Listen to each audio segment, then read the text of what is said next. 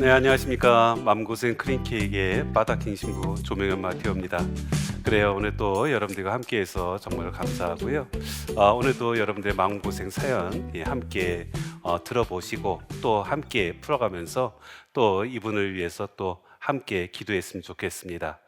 오늘의 마음고생 사연입니다. 안녕하세요, 신부님. 저는 10년 넘게 본당에서 청년 활동을 하고 있는 신자입니다. 레지오 활동을 하면서 본당 청년 활동을 시작했습니다. 시작할 무렵에는 청년들도 많고 서로 도와가며 활동하다 보니 재밌기도 하고 신앙 안에서 함께하는 생활이 즐겁기만 했습니다. 그런데 어느 순간부터 본당에 청년이 줄어들면서 전례부를 함께하게 되었습니다. 그러다 전례부 단장과 청년연합회 회장도 함께하게 되었습니다. 하느님의 소명이라는 생각으로 성실히 맡은 바 소임을 다했으나 불성실한 청년 신자가 눈에 들어오기 시작했습니다. 본인이 내키는 일만 하려 하고 시간 날 때만 참석하려 들었습니다. 누구는 힘들게 행사를 준비하는데 다른 누군가는 다 된 행사에 참석만 하려 합니다. 그러다 보니 저도 지쳐가는 느낌도 들고 하고 싶지 않다는 생각도 듭니다. 제가 속이 좁아서 그런 건지 아니면 제가 지친 것일까요? 이럴 때 하느님께서는 제게 어떤 이야기를 들려주실까요? 라는 사연입니다. 네, 어떻게 생각하세요? 마음고생 같아요? 그런데 이게 사실은 이 청년만의 문제가 아닐 것 같아요. 본당에서 활동하시는 분들 보면은 이런 얘기들 굉장히 많이들 하십니다. 나는 진짜 열심히 일하고 있는데 누구는 나중에 숟가락만 하나 얹는다고. 그런 분들 있지 않습니까? 공감이 되시나 봐요. 네, 그래요. 이럴 때 어떻게 해야 돼요? 때려요?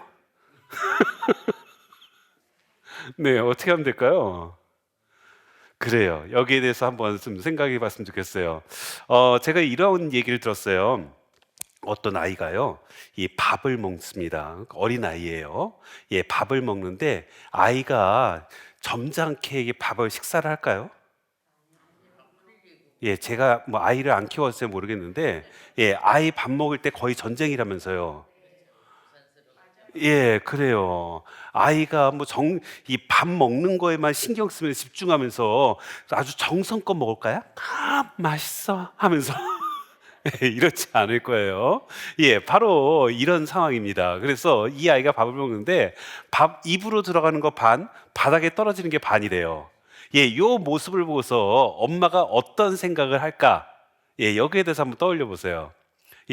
우선은 이렇게 생각할 수 있을 것 같습니다. 첫 번째, 음식을 낭비하다니 엄마 지금 화났어 라고 생각할 수 있을까요? 뭐 그런 생각할 수도 있겠죠. 두 번째, 이 아이가 먹고 싶은 것만 먹고 왜 이렇게 멋대로 하는 거야? 라고 말할 수도 있겠죠. 그리고 세 번째, 널 위해 이렇게 열심히 음식을 준비했는데 이렇게 함부로 흘리다니 엄마 실망했어 라고 생각할 수도 있겠지요. 아이한테 대놓고 그렇게 얘기하지는 않을 거예요. 그죠? 그럼에도 불구하고, 이렇게 음식을 많이 흘리면은 이러한 생각도 하기도 하더라는 거죠. 그런데 이렇게 생각하시는 분도 계십니다. 첫 번째, 먹고 싶을 때 먹고, 먹기 싫을 때는 먹지 않고, 우리 아이는 주관이 확실해. 이렇게 생각할 수 있지 않습니까? 두 번째, 얼마나 맛이 없으면 저렇게 흘릴까? 엄마가 미안해. 그럴 수도 있겠죠.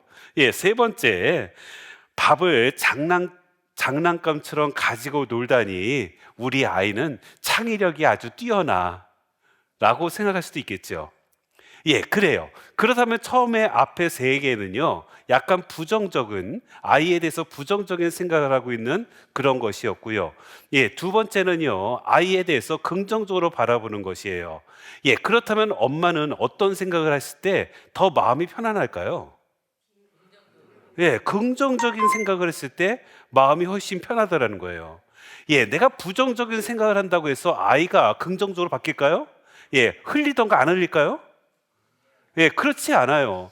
똑같은 결과를 본다면은 내 자신이 편안한 마음을 갖고 내 자신이 지금 상황에 대해서 기쁨을 얻으려면은 분명히 긍정적인 마음을 가져야 되는 것이 아닐까 싶습니다. 우리는요, 이런 경우 굉장히 많아요. 상대방이 분명히 바뀌지 않을 거 뻔히 알고 있습니다. 그런데도 불구하고 내가 부정적인 생각으로 인해서 내 자신까지도 힘들게 만드는 경우가 굉장히 많더라는 것이죠. 앞서 말씀드렸던 그 청년이요. 그 뺀질뺀질한 그 청년이 바뀔까요? 바뀔까요? 안 바뀔 것 같아요. 여러분들 뭐 본당에서 이제 봉사활동 이렇게 활동하시다 보면은 같이 일하는 교우분들이 계시잖아요. 그분들 중에서 뺀질뺀질한 분들이 계세요. 근데 사실 잘 따져보면은 그분들이 정말 봉사하기 싫고 자기만 드러내려고 하는 것이 아니라 원래가 그런 분이에요. 그리고 그분은 자기가 잘못됐다는 사실도 모르는 경우가 더 많더라는 거죠. 이런 분들이 바뀌겠어요? 안 바뀝니다. 그렇다면은 내가 부정적인 생각을 해서 내 자신마저 힘들게 하는 것이 얼마나 어리석은 모습이겠습니까? 그래서 내가 긍정적인 마음들, 우선은 다양한 해석이 가능한 상황들을 내가 여러 가지로 해석을 해보는 거예요.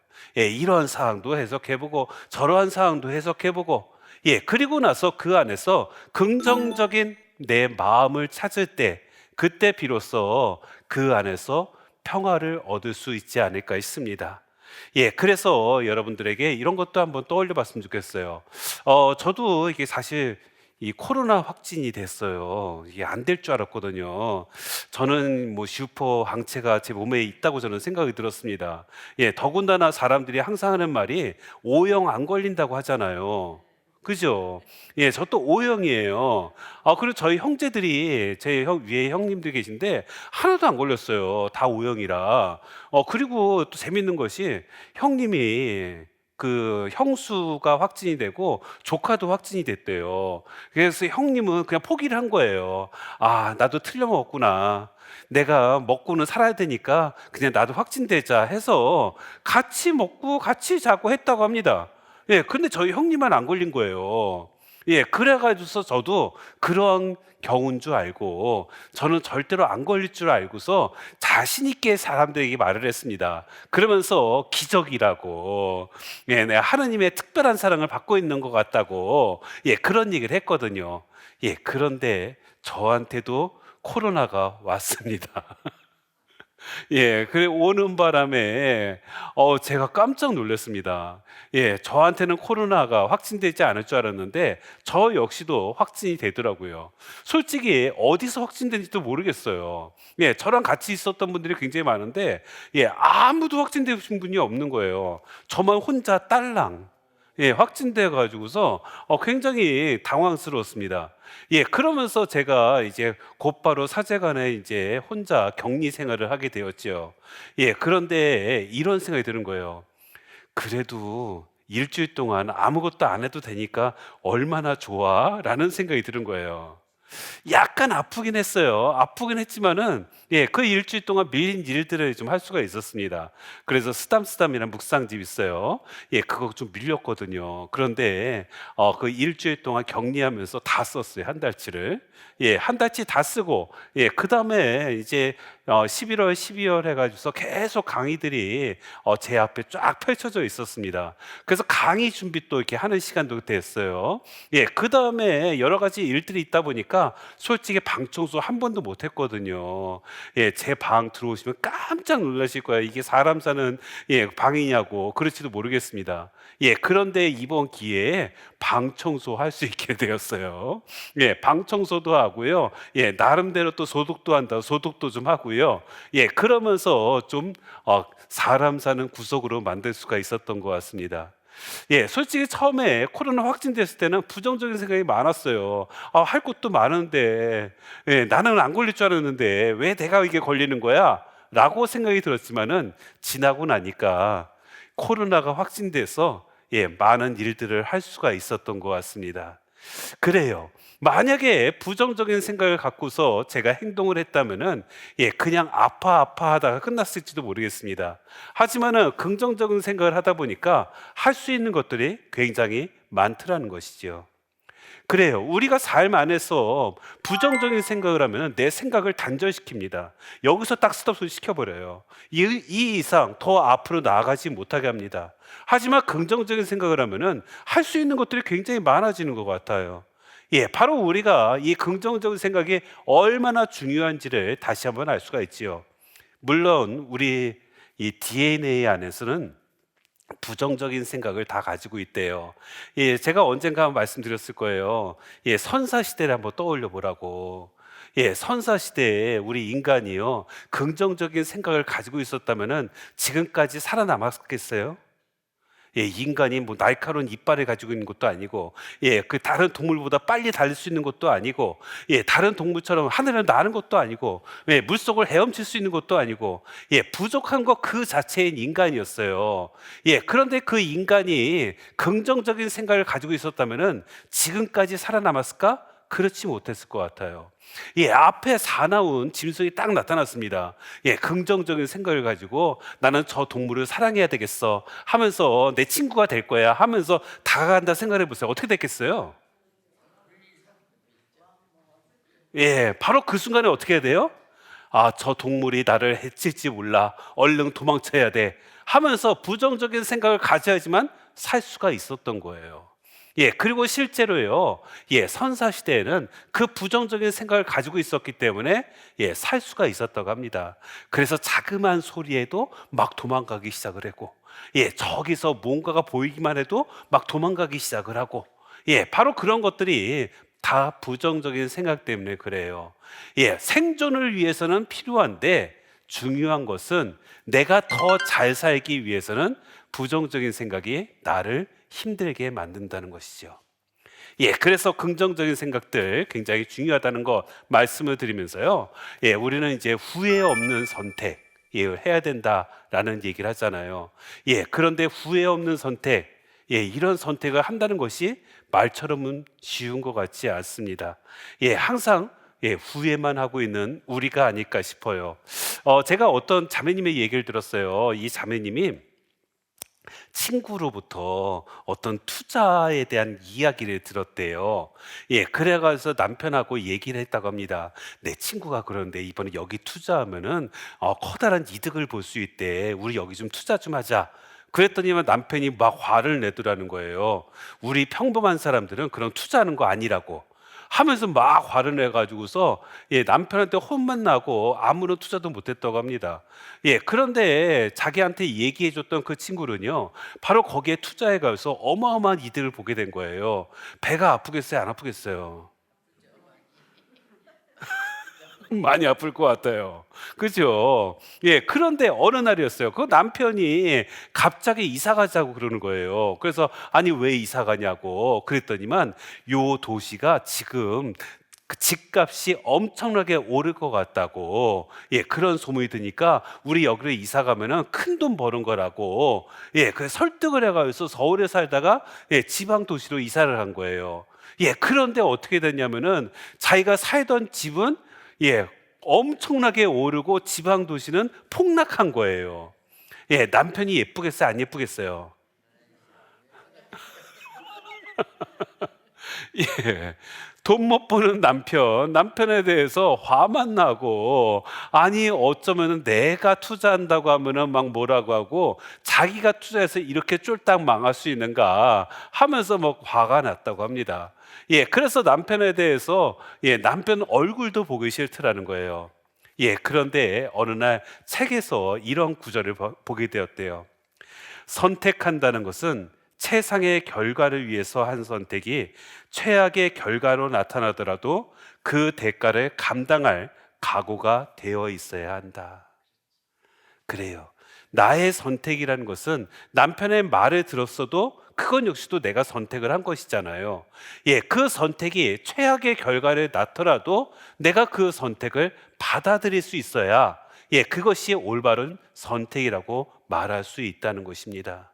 그래요. 우리는 어떤 최상의 선택만 나한테 주어지기를 원합니다. 하지만 최악의 선택도 분명히 주어진다는 것이지요. 바로 이러한 상황에서도 긍정적인 마음을 품는 것, 이것이 굉장히 중요하다는 것을 알 수가 있어요. 제가 언젠가 초등학교 동창들을 만난 적이 있어요. 동창들 만나서 같이 식사하고, 그리고 나서 어디 갔냐면은 노래방 갔어요. 그래서 우리 오랜만에 노래 한번 부르자고. 그래서 노래방에 갔는데, 제가 그 노래방에서 느낀 게 하나 있습니다. 남자끼리만 있으니까 남자끼리만 부르는데 재밌는 현상이 하나 있더라고요. 다 느린 노래만 해요. 네, 여러분 왜 그 이유 알겠어요? 사실 초등학교 동창 만나면은 옛날 얘기 많이 하게 됩니다. 그죠? 옛날 얘기 많이 하면서 다시 옛날로 초등학교 때 그 모습으로 돌아간 것처럼 생각이 들어요. 굉장히 유쾌합니다. 그렇다면은 어렸을 때 빠른 노래 불렀을까요? 안 불렀을까요? 옛날 노래 다 느린 노래예요? 아니잖아요. 빠른 노래도 있단 말이에요. 그런데도 불구하고 노래방 왔는데 다 느린 노래만 불러요. 왜냐하면은 나이가 들면은 빠른 노래를 못 불러요. 왜 그럴까요? 허리가 안 돌아가요? 그것보다 중요한 문제는 박자를 못 맞춘대요. 나이가 들면 들수록 박자 맞추기가 힘들어서요. 이제 연세가 들기 시작하면 대부분이 느린 노래를 선택하게 된다고 합니다. 느린 노래는 박자가 어때요? 느리니까 거기는 어느 정도 쫓아갈 수 있다는 거죠. 하지만 박자 빠른 것은요, 몸이 따라가지 않는 거예요. 분명히 초등학교 친구 만나서 처음에는 몸도 마음도 다 초등학생으로 돌아온 것 같아서 그런 것 같지만은 실제적으로 어떻게 됐어요? 몸뚱아리는 늙었다는 거죠. 바로 이 사실에 대해서 왜 내 몸뚱아리는 이럴까 하면서 아이고 어떻게 이렇게 말하겠습니까? 아니에요. 그러려니 하지요. 여러분도 그렇지 않습니까? 앞에 신호등이 있습니다. 저 신호등이 막 깜빡깜빡 되고 있어요. 예전 같으면 젊었을 때는 막 뛰어갔을 거예요. 뛰어서 얼른 건너갔을 겁니다. 하지만은 나이가 들면 어떻게 돼요? 깜빡깜빡 되면은 다음을 이용해야지 하면서 천천히 가지요. 이렇게 내 몸이 굼뜬 걸 가지고서 내가 왜 이렇게 나이가 먹었을까? 내 몸은 왜 이렇게 굼뜰까? 내 몸은 왜 이럴까? 이렇게 하겠습니까? 아니에요. 현명한 사람은 어떻게 해요? 그러려니 하거든요. 그래요. 우리들 삶 안에서 지금 필요한 것은 그러려니 하는 것이 아닐까 싶어요. 다른 사람에 대해서 이러쿵저러쿵 말하는 것보다, 그리고 내 자신에 대해서 나는 왜 이럴까 이렇게 생각하는 것보다 그러려니 하는 마음들이 이제 필요한 시기라는 것이지요. 그런데 많은 사람들은 이 그러려니 하는 마음들을 간직하지 않는 것 같습니다. 그것보다는 항상 최고의 모습만 떠올리고, 그리고 최고의 선택만을 떠올리면서 사람들을 쉽게 판단하고, 때로는 단죄하고, 더 나아가서 내 자신까지도 판단하고 단죄하고 있더라는 것이죠. 바로 이러한 상태에서는 주님을 온전하게 바라볼 수가 없어요. 주님을 온전하게 바라보는 사람은 바로 이렇게 쉽게 판단하고 단죄하는 사람이 아니라 그러려니 하는 사람이 아닐까 싶어요. 제가 요즘에 좀 감동 있게 읽은 책이 있습니다. 매트 휘그라고요. 굉장히 유명한 소설가예요. 근데 이분이 에세이 책을 하나 냈어요. 위로의 책이라고. 근데 거기에 이것이 나오더라고요. 당신이 행복하지 않은 10가지 이유. 여러분들이 여기에 해당되는지 한번 따져보세요. 10가지 이유 중에서 몇 가지가 나한테 해당되는가? 그래서 여러분이 불행하다라고 말하는 것일지도 몰라요. 첫 번째, 내가 아닌 다른 사람이 되고 싶어 하기 때문에. 두 번째, 돌이킬 수 없는 과거를 돌이킬 수 있기를 바라기 때문에. 세 번째, 상처를 준 당사자가 아닌 엉뚱한 사람들에게 상처를 풀기 때문에. 네 번째, 고통을 잠시나마 잊으려고 더 큰 고통을 주는 일을 하고 있기 때문에. 다섯 번째, 내 자신을 용서하지 못하기 때문에. 여섯 번째, 자기도 잘 모르는 사람들이 자신을 잘 이해해 주길 바라기 때문에. 일곱 번째, 행복은 모든 걸 다 끝마쳐야만 도착할 수 있는 목적지라고 생각하고 있기 때문에. 여덟 번째, 예측 불가능한 것들로 가득한 세상에서 무엇인가를 통제하려 하기 때문에. 아홉 번째, 아픈 기억을 피하려고 지금 이 순간을 밀어내기 때문에. 열 번째, 행복을 의무라고 생각하고 있기 때문에. 꽤 많은 것들이 여러분들 자신에게 포함되지 않습니까? 그래요. 우리가 때로는 행복하다라는 생각이 들기도 하지만은 때로는 난 왜 이렇지? 라는 생각이 들 때 바로 이 열 가지 안에 해당되는 것들이 있기 때문이 아닐까 싶습니다. 그래요. 사실 우리는 행복한 이유들을 찾아야 돼요. 내가 행복한 이유들은 굉장히 우리들 삶 안에서 많이 이루어지게 되거든요. 그런데 행복한 이유를 찾는 것이 아니라 행복하지 않은 이유를 찾기 때문에 그것도 역시도 너무나도 많이 발견할 수 있는 것이 아닐까 싶습니다. 그래서 나의 시선이 어디에 맞춰져 있는가? 내가 정말로 행복을 원한다면은 행복의 시선이 맞춰져 있어야 돼요. 나의 시선이 행복하지 않은 것에 맞춰져 있다면은 행복하지 않은 나의 모습을 발견할 수밖에 없습니다. 여러분 구글 아시죠? 구글. 인터넷 포털 기업으로 아주 유명합니다. 근데 그 구글에는요 굉장히 그 직원들에 대한 복지가 잘 돼 있다고 합니다. 뭐 안 가봐서 잘 모르겠지만은 뭐 복장도 굉장히 자유롭고요. 굉장히 창의적인 일들을 하기 때문에 여러 가지 창의적인 일들을 할 수 있도록 직원들을 위한 배려가 많이 잘 돼 있다고 합니다. 그래서 특히 휴게소가 잘 돼 있대요. 그래서 직원 휴게소, 간식방. 간식방이 어마어마하다고 합니다. 그래서 그 간식방에 딱 들어가면은 먹을 것이 쫙 펼쳐져 있는 거예요.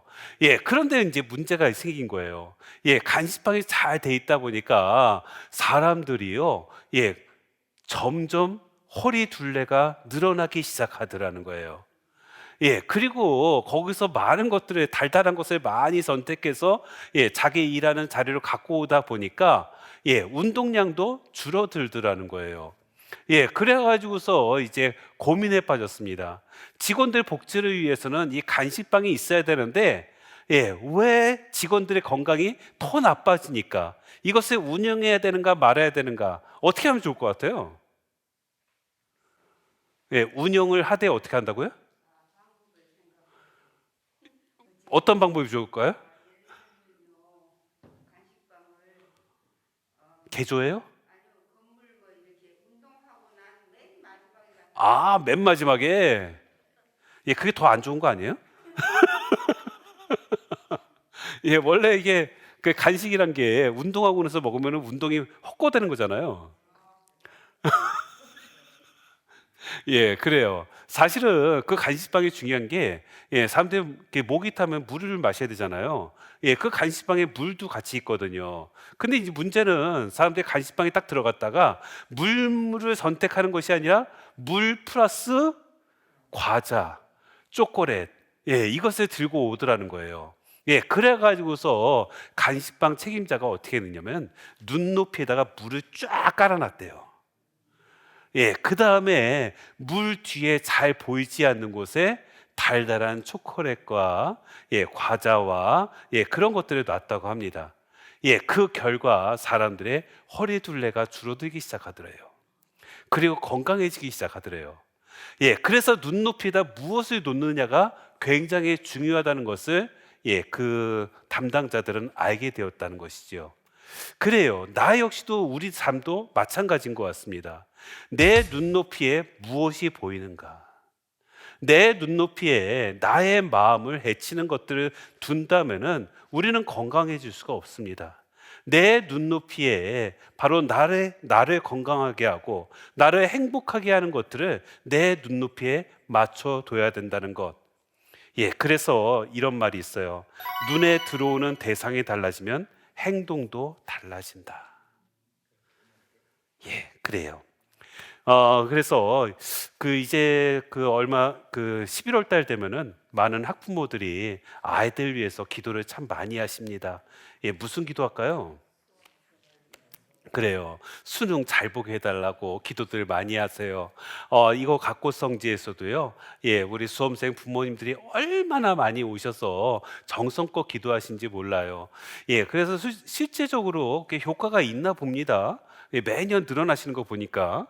예, 그래서 매년 많은 분들이 오셔서 이렇게 아이들을 위해서 기도를 하세요.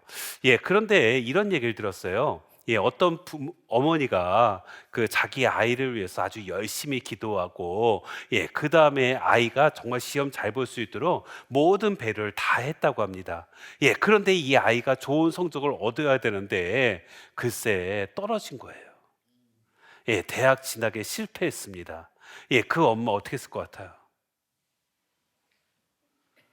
예, 그냥 그러려니 하면 되겠죠. 예, 그런데 그러려니가 안 되는 거예요. 예, 그 엄마 어떻게 했냐면은 누웠어요. 예, 방에서 그냥 들어 누웠어요.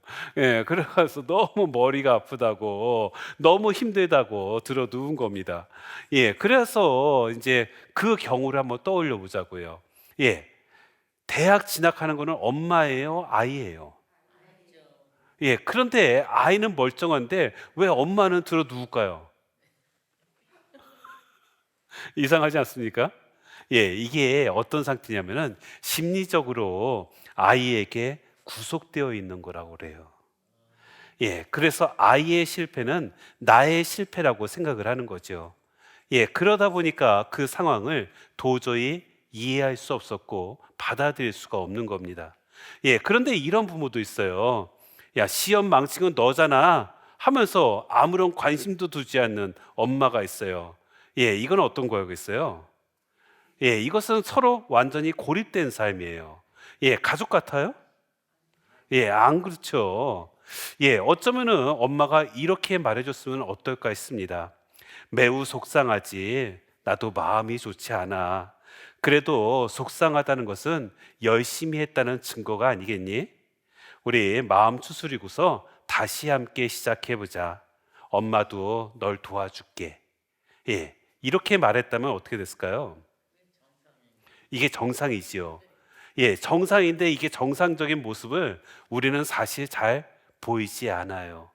예, 아이가 실패를 하면은 내가 실패한 것처럼 생각합니다. 심리적으로 구속되어 있는 상태예요.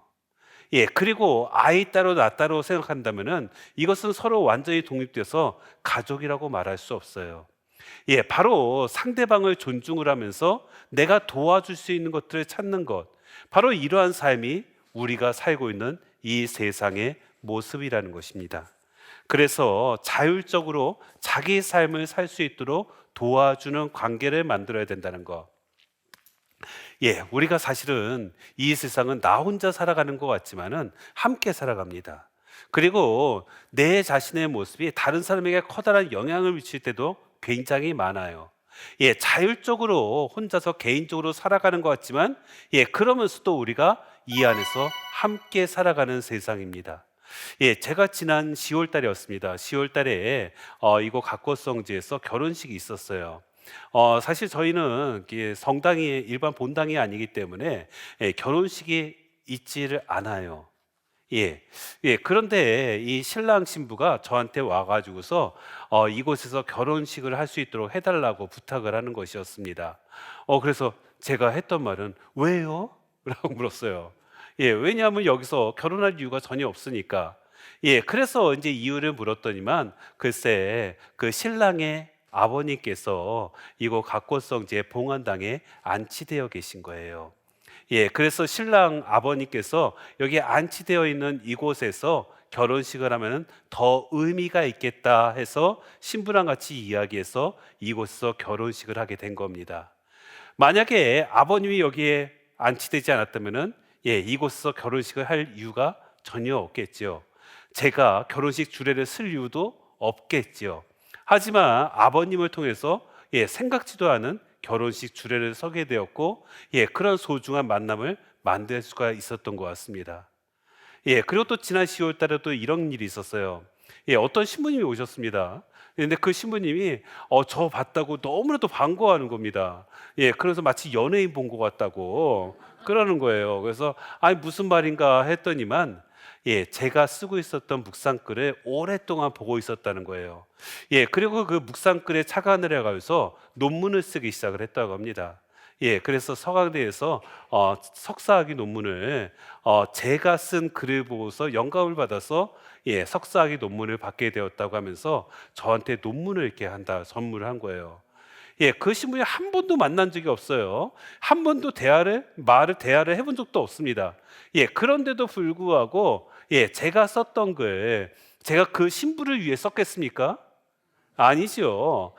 그냥 제가 묵상한 것들 쓴 것뿐인데 그것을 보고서 자기가 이렇게 받아들여서 귀한 만남을 이루어진 경우도 있었습니다. 바로 이런 것들을 떠올린다면은 우리가 이 세상 삶을 함부로 살아서는 안 될 것 같습니다. 사람들과의 만남을 내가 함부로 만든다면은 이것이 나중에 커다란 후회를 가져올 수밖에 없다는 거죠. 그래요. 지금 내가 만나는 사람, 그 사람이 정말 꼴불견이고, 그 사람이 정말 얄밉고, 그 사람 하는 행동들을 도저히 이해할 수 없고, 그렇습니다. 그래서, 아유, 내가 다시 저 사람 만나겠어? 하고서 그냥 내쳐버린다면은, 나중에 만났을 때 얼마나 괴롭겠어요.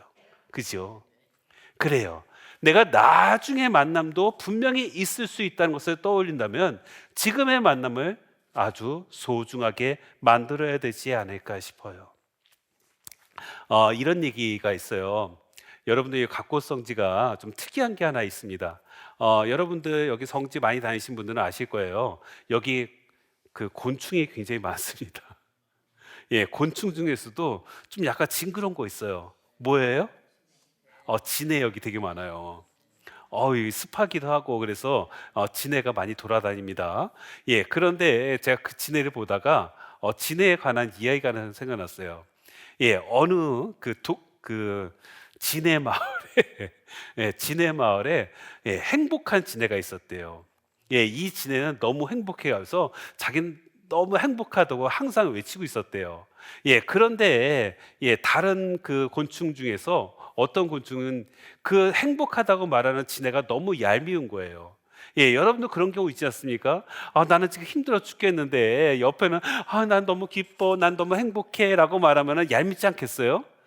그래가지고 그 진해를 스스로 행복하다고 말하는 그 진해를 어떻게 하면 불행하게 만들까?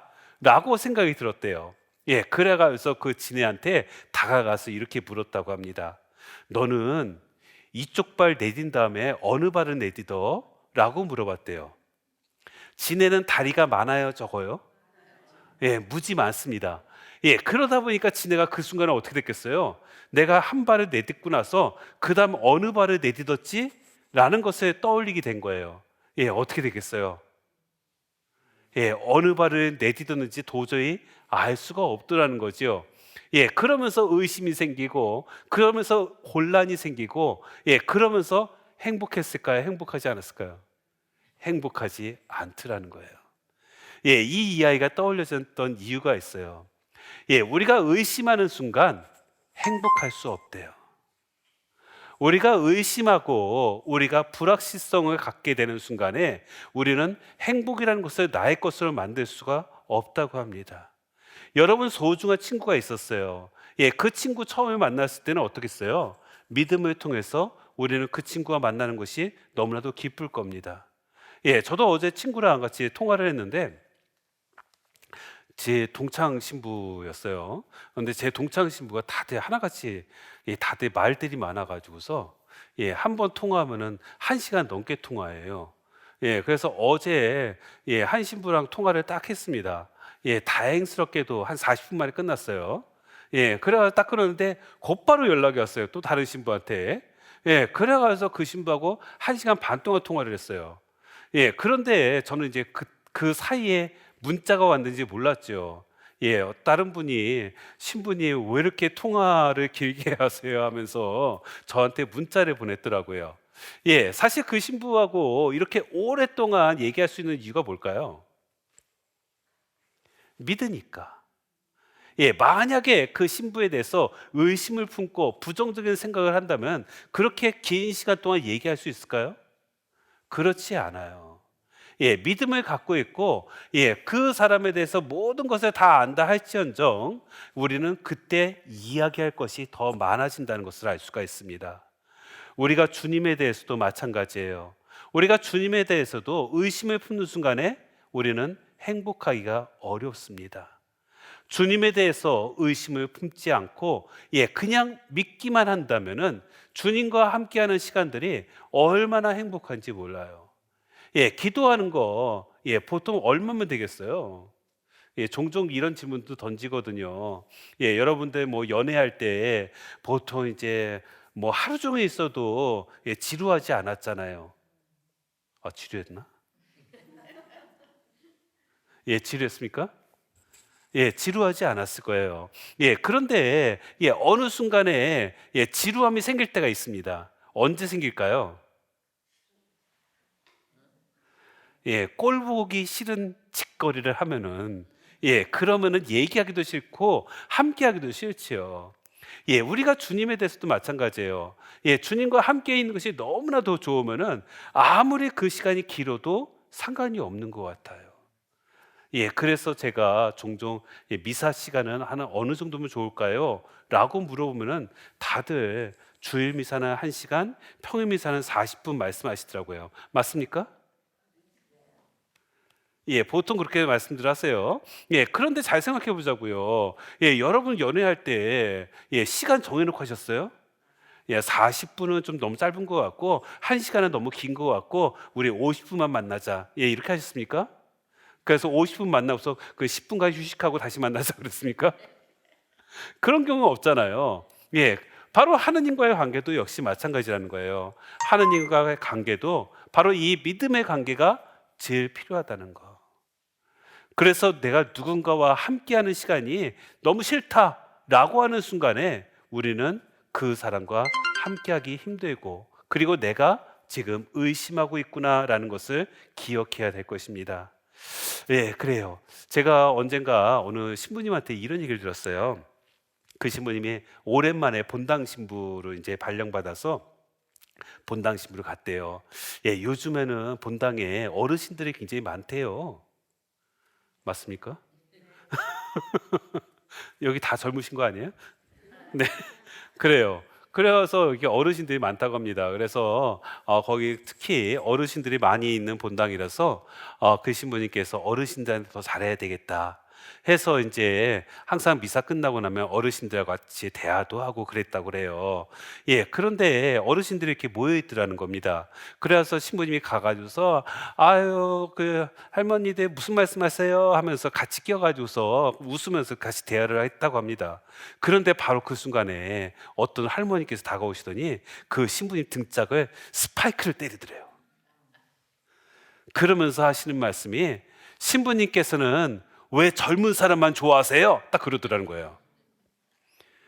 신부님이 대하고 있던 사람들이 70대 할머니들이세요. 그러면 등짝 스매싱 하신 분 누굴까요? 80대 할머니세요. 네, 80대 할머니가 보기에는 본당 신부님께서 젊은 사람만 좋아한다고 이렇게 말씀하시더라는 거예요. 그래요. 우리 세대 차이 있다고 하잖아요. 나이가 들면 그 세대 차이가 없을까요? 있을까요? 똑같아요. 그죠? 그래요. 바로 이것도 역시 어쩌면 비교하는 그 마음 때문에 신부님에 대해서 부정적인 생각이 들었던 것이 아닐까 싶어요. 그래서 비교라든가 의심이라든 것은 내 자신을 위해서도 그렇게 좋은 감정이 아니라는 거. 그렇다면 우리는 이 세상을 어떻게 살아야 될 것인가? 여러분들 그 입맞춤을 순 우리말로 뭐라고 할까요? 뽀뽀 맞아요. 뽀뽀 굉장히 예쁘지 않습니까? 저는 이 단어 진짜 예쁜 것 같아요. 그런데 이 뽀뽀의 어원을 좀 찾아봤어요. 어원을 찾아봤는데 1936년도에 애기라는 책이 있었어요. 애기라는 책. 김유정 작가가 쓴 애기라는 책인데 그 책에 이런 구절이 있다고 합니다. 그를 얼싸안으며 뺨도 문대고 뽀뽀도 할 수 있는. 이때 처음 나왔대요. 1936년도에. 그리고 그 그 전까지는 뽀뽀란 말 자체를 쓰지 않았다고 합니다. 그런데 김유정 작가가 처음으로 이 뽀뽀라는 말을 쓴 거예요. 그리고 나서 이것이 어떻게 되냐? 1961년도에 국어사전에 등재가 된 거예요. 굉장히 오랜 시간이 지났음에도 불구하고 사람들은 이 뽀뽀라는 단어가 그 입맞춤이라는 다른 표현이 너무나도 마음에 들어서 1961년도에는 이렇게 국어사전에 등재가 되었고, 이제 사람들이 이 뽀뽀라는 말을 다 쓰게 되었다는 거죠. 그렇다면은 우리가 하고 있는 이 말도 정말로 다른 사람들에게 힘이 되어주고 아름다운 말이라면은 언젠가 국어사전에 등재되지 않을까. 나의 말도 정말 가려서 잘 해야 되지 않을까 라는 생각들을 할 수가 있는 것 같습니다. 다른 이들에게 이렇게 영향을 미칠 수 있다는 거, 바로 그렇기 때문에 우리가 내 말과 행동을 조심해야 되겠다. 그리고 다른 사람들의 말과 행동에 대해서 내가 연연하고 내가 그 안에서 힘들어해서는 안 되겠다. 제가 지난 10월 달에요. 좀 마음이 좀 안 좋을 때가 있었어요. 그래서 이렇게 부모님 산소를 찾아갔습니다. 찾아갔는데 그때 또 마침 시간이 좀 돼가지고서 저희 부모님 산소가 좀 먼 데 있어요. 그 충청남도 부여에 있습니다. 부여에 있다 보니까 한참에 가서 이제 간 거예요. 가는데 이게 한 2시간, 3시간 운전하면서 계속 마음이 좋지가 않더라고요. 그래서 우울한 마음 간직하면서 갔습니다. 그래서 가서 이제 저희 또 산소가 선산이 약간 좀 안쪽에 푹 들어가 가지고서 이 마을 입구에 차를 우선 세워놔야 돼요. 마을 입구에 차를 세워놓고 그 다음에 한참 걸어서 들어가야 됩니다. 그래서 이제 미사 도구 챙겨가지고서 그다음 연도책 챙겨가지고서 다 갔어요. 그래서 미사하고 연도 바치고 그리고 나서 이제 뭐 주변에 풀도 좀 뽑고 막 그러고 있는데 갑자기 비가 쏟아지는 거예요. 제가 어떻게 했겠어요? 차 있는 데로 다시 뛰어와야죠. 그 선산이 있는 데는 비를 막을 수 있는 데가, 비를 피할 수 있는 곳이 한 군데도 없었거든요. 그래가지고 마구 뛰기 시작을 했습니다. 미사 가방하고요, 미사 가방 품에 안고, 그 다음에 연도체 거기다 끼워놓고, 그래서 막 뛰기 시작한 거예요. 그래가지고 한 10분 동안 뛰어가지고서 차에 딱 도착을 했습니다. 도착하자마자 갑자기 또 해가 나네. 비가 소나기라서 금방 그친 거예요. 그런데 그래서 차에 딱 탔습니다. 차에 타고 나서 문득 들은 생각이 있어요. 10분 동안 제가 우울한 감정이 있었을까요, 없었을까요? 숨만 헐떡이고 있었지, 전혀 힘들지 않더라고요. 그러면서 제가 거기서 깨달음이 좀 있었어요. 내가 이렇게 외롭다고 생각이 들고 우울하다고 생각하는 것은 내가 어디에 집중하지 못해서 그런 것이 아닐까라는 생각이 우선 들었어요. 그래서 이런 깨달음을 준 또 하나님께 또 감사의 기도도 바치고 또 부모님께서 저한테 하나씩 메시지도 갖기도 하고 그래서 굉장히 기분이 좋았습니다. 그런데 운전해서 딱 가는데 또 이게 라디오를 딱 틀었더니만 라디오에서 또 아주 멋진 노래가 나온 거예요. 가사가 너무 좋은 겁니다. 그래서 가사가 저한테 제 옆에서 그 가수가 저한테 위로의 노래를 불러주고 있는 것 같은 거예요. 그러면서 또 기분이 좋아지더라고요.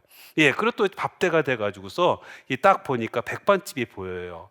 그래서 백반집 쏙 들어가가지고서 그래가지고서 이제 백반 하나 달라고 딱 말을 했더니만 그분께서 자기네들 식사하게 하려고 했었는데 이렇게 왔다고. 그러면서 자기네들 먹으려고 했던 거 반찬 또 더해가지고서 글쎄 계란 후라이를 2개나 더 주더라고요. 그러면서 그때 있었던 일들 쭉 떠올리면서 세상은 나 혼자 사는 세상이 아니었구나. 나를 위해서 응원해주는 누군가가 있고, 그리고 나를 위해서 음식을 주려는 사람도 있고, 그리고 나를 위해서 좋은 말을 해주는 사람도 있고, 나를 위해서 좋은 행동을 해주는 그 누군가도 있다는 것을 잊어서는 안 된다는 것이죠. 그래서 우리가 이 세상 살 때 힘들다라는 생각이 들 때는 다른 사람을 바라볼 수 있어야 된다고 그래요. 그래서 내가 지금 힘들다, 내가 지금 어렵다 그러면은 다른 누군가의 얼굴을 한번 바라보세요. 그러면 그분이 나에게 커다란 위로를 해준다는 것을 체험할 수가 있습니다. 그래서 어떤 책에서 이런 내용이 있더라고요. 사람은 살면서 200가지의 소원을 빌어요. 근데 있죠, 이루어지는 건 300가지래요. 누군가가 나를 위해 빌어주는 소원도 있어서요. 멋진 구절 아닙니까? 그래요. 나를 위해 기도해주는 누군가가 있다는 거. 그렇다면 나 역시도 다른 누군가를 위해서 기도해 줘야 되지 않을까 싶습니다. 그래요. 그래서 어떤 편견이라든가 어떤 선입견들, 그런 잘못된 판단들을 우리가 줄여나가는 것 매우 필요한 것 같습니다. 제가 이렇게 어떤 아는 부부가 저를 찾아왔어요. 그런데 제가 이제 그 형제님에 대해서 아는 게, 그 형제님이 커피를 너무 좋아하십니다. 저도 커피를 좋아하기 때문에 그 형제님이 커피 좋아하는 걸 잘 알고 있었죠. 그래서 제가 이제 커피를 타가지고서 형제님 커피 좋아하시죠? 하면서 딱 드렸어요. 그런데 대화를 하면서 그 커피에 손도 대지 않는 거예요. 그래서 왜 그러시지? 하면서 아니 커피 좋아하셨잖아요. 그랬더니만 자매님께서 이런 말씀하시는 거예요. 형제님께서 병원에 갔는데 병원에서 커피 마시면 안 된다라고 했대요. 그래서 커피 좋아하는 것을 지금 끊고 마시지 않고 있다는 거예요. 제가 그때 이런 생각이 들었어요. 형제님께서 제가 커피를 줬을 때 얼마나 마시고 싶었을까? 그렇지 않겠습니까? 자기 좋아하는 거니까. 그런데 자기 좋아하는 것을 제가 딱 놨을 때 그 커피 향에 얼마나 환장을 했겠어요. 저도 그때 코로나 걸리고 나서 커피를 일주일 동안 끊었거든요. 일주일 동안 끊다가 딱 일주일 만에 커피를 마시는 순간에 그 커피 향이요 정말로 끝내주더라고요. 아마 그 형제님께서도 마찬가지가 아니었을까 싶습니다. 바로 그 형제님께서는 제대로 알지 못하는 신부 때문에 힘든 시간을 보낼 수밖에 없었던 거죠. 그렇다면 제가 커피를 대접한 것이 잘못한 거예요? 죄예요? 아니에요. 죄가 아닌데도 불구하고 누군가를 힘들게 할 수 있다는 것이죠. 그래요. 우리는 누군가를 힘들게 하는데 너무나도 익숙한 존재입니다. 그래서 내가 말과 행동을 다시 한번 생각을 하고, 그리고 이것이 과연 주님의 뜻에 맞는지를 끊임없이 우리가 잊지 않고 기억해야 되겠습니다.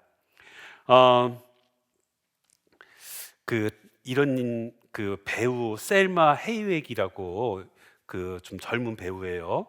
근데 이 배우가 프라다 칼로라고, 멕시코의 그 유명한 화가죠. 프라다 칼로 그 영화의 주연으로 나왔던 분이에요. 근데 그분께서 아주 인상 깊은 말씀을 하셨습니다. 당신이 상처받지 않으면 그들에겐 아무런 힘이 없는 겁니다. 누군가 당신에게 다른 언어로 욕을 한다면 당신은 아무런 감정도 느끼지 못할 거예요. 당신에게 아무런 의미도 없는 겁니다.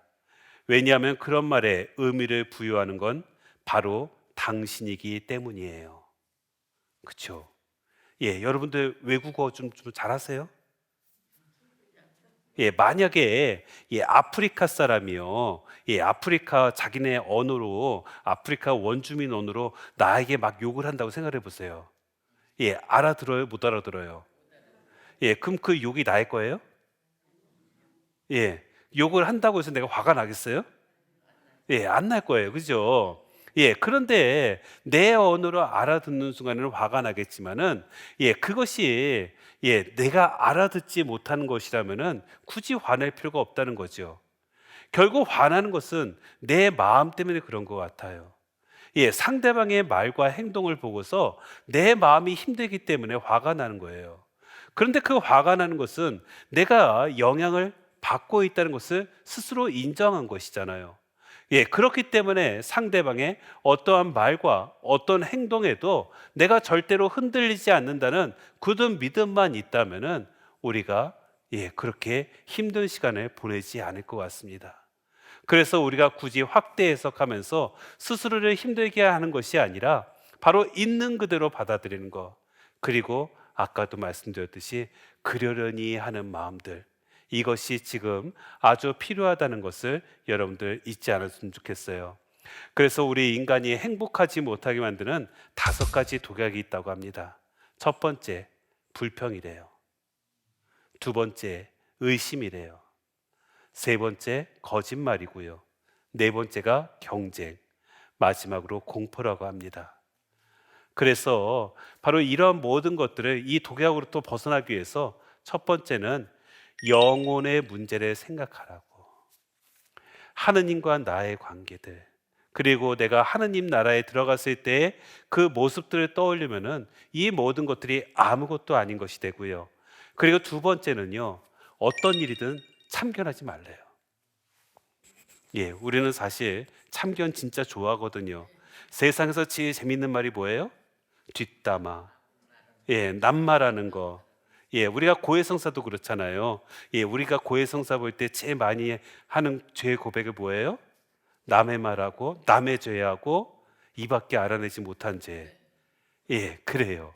바로 이 점을 떠올린다면은 우리가 참견만 줄이면은 나의 행복도 찾을 수가 있습니다. 그리고 세 번째가 같은 말을 반복하려고 하지 말래요.